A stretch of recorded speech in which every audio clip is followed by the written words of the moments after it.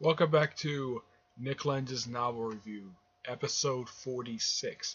In this we're reviewing Doctor Who Battlefield, written by Mark Plant. Originally aired as a four-part serial. Um, just a couple little fun facts about this particular one, about this particular story. When it aired, it was the lowest it had the lowest ratings for a Doctor Who episode at that time. That would be into the most recent one, into the most recent season they aired, which was uh, Land, the Lie of the Land. I have seen that episode, and I do kind of agree it's not that good of an episode for Doctor Who, but this is better. Battlefield is better than Lie of the Land. Why? It's a much more interesting story. Great Arthurian lore with it. Plus, it features Return of the Brigadier, who makes his first appearance now in this story. This is the first time in the actual series. This was the first time since the Five Doctors he appeared. Yeah, because he didn't appear throughout the entirety of Colin Baker's run because he only lasted for one season. And also, this one was the first episode, the first story of the final season of the classic Who. Yeah, first of four stories. The last one was called Survival, which featured the only appearance of the Master in the Spencer McCoy era. Now, this personally is one of my favorite stories from Spencer McCoy's era. Why? It's interesting. They throw in references to previous monsters, basically, who appeared in the series, like there's reference to Daleks, the Yeti, even the Cybermen, even though they mentioned my name, but yeah, gold bullets for you-know-who. Yep. And plus also, seeing U.N.I.T again on the series, basically in this particular story, especially watching the original story, it was the first time U.N.I.T had actually been seen, or at least I think the last time they were referenced on the show was, I believe, the Five Doctors was the last time that U.N.I.T made a physical appearance on the actual show itself. And this is like the first full time they've actually done something. I would say this is the first time since that Doctor Who story featuring Tom Baker. I think it was also the last time the U.N.I.T was seen. Yeah, it's no U.N.I.T story. I'm trying to remember. I remember it's a episode that features of all people Tom Baker. It is the Seeds of Doom. Yes, the Seeds of Doom. Yeah, it's the first time since Seeds of Doom that U.N.I.T's been seen. The story for this one is that knights from Avalon, which apparently is some other dimensional thing, have come here basically seeking Excalibur. Oh yeah, and the main villain is Morgan Le Fay, though here under one of her other names, Morgana. But technically, this is Morgan Le Fay. The actress who played her, I don't know who played Morgana, but Jean Marsh. Yeah, Jean Marsh, who, get this, this actress was John Pertwee's ex. Is John Pertwee's ex? Well, she think she's still alive. Yeah, she's still alive, and she was briefly married to John Pertwee, the Third Doctor. Yeah, this is actually one of her handful of appearances she made on the series. She was great at this particular character. Yeah, she also appeared in. Let's see here. Let's see if I can find it here. I know she appeared several times on the show. She never appeared with her husband on the show, obviously. Let's see. She appeared in The Crusade.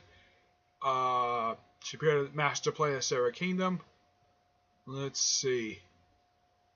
Yeah, this is her third and last time she made a physical appearance on the show, though she did return to play the character again in an audio play.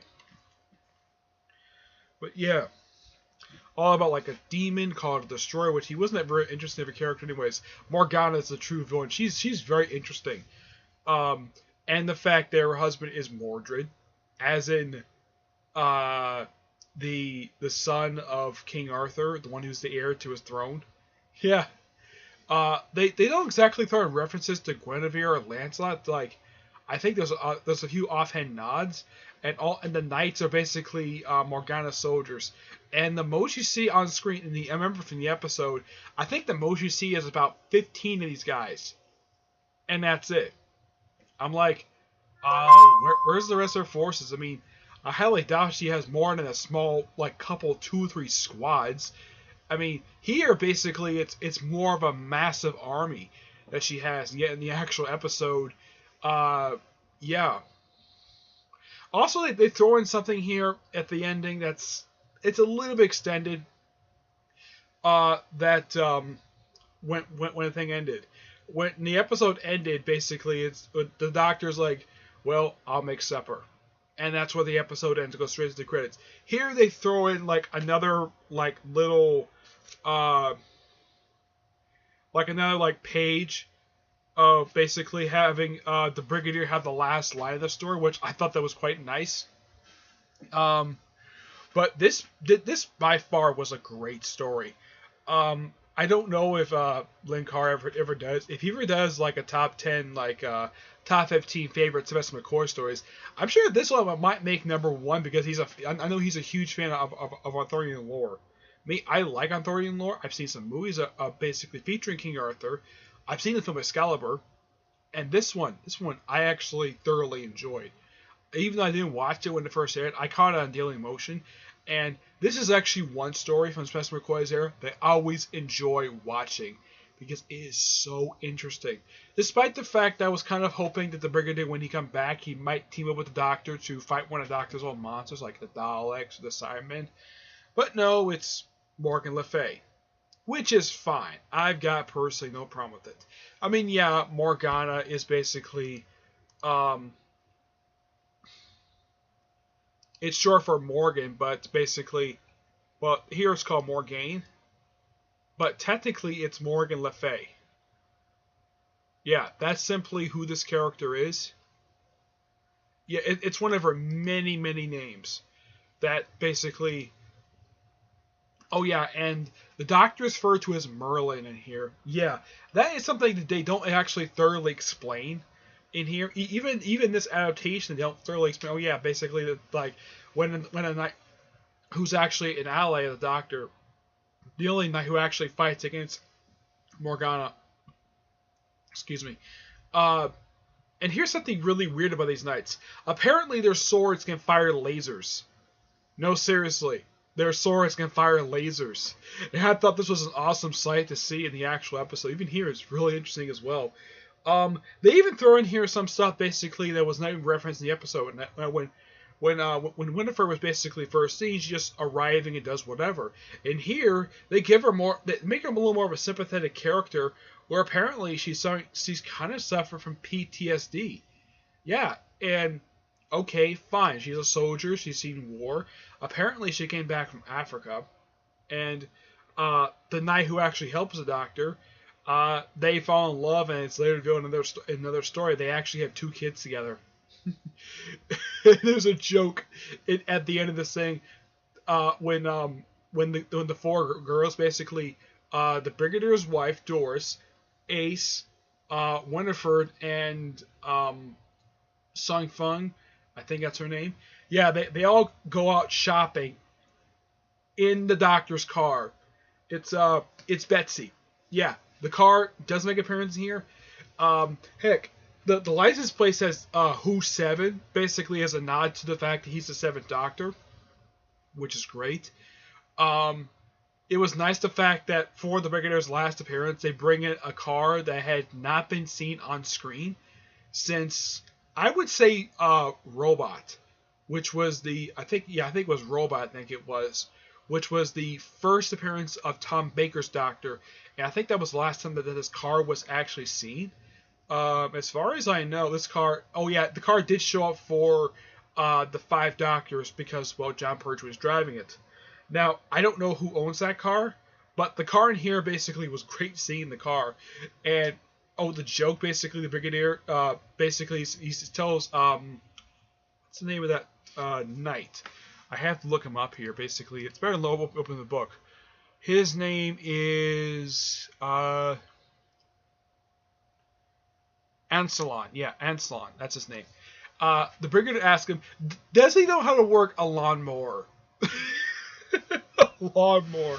It is so funny. Yeah, the three guys are left for the house to do the chores while the ladies go to town and do shopping. Such a hilarious ending to this thing. And even the actual episode was so funny to see this.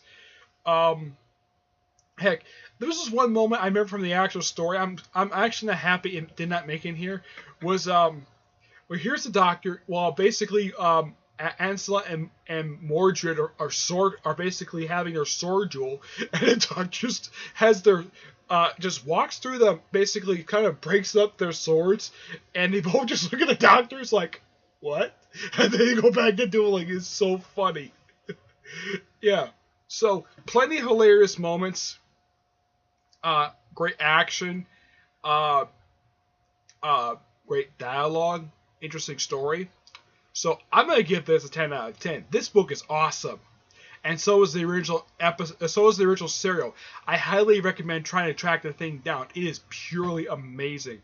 If you're a fan of Arthurian lore, or just simply a fan of Doctor Who, or of course also if you're a fan of the Brigadier, you love his appearances on the show, you would love this story. It is amazing, and it's a lot better than Light of the Land. Yeah, this story is awesome. Light of the Land is okay. Yeah. So that's it for this episode. Stay tuned whenever I get a chance to do 47. I have no idea when it'll be. I think it might be my Star Wars book I have on my floor. I'll probably do that one next after I read it, okay? But until then, I will see you there. Bye.